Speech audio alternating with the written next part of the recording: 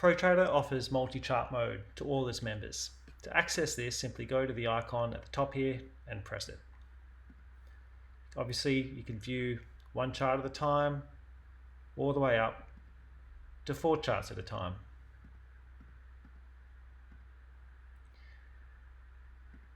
To edit any chart you'd like, simply click the chart and then go to the stock box and type in any code that you'd like. That stock will then come up.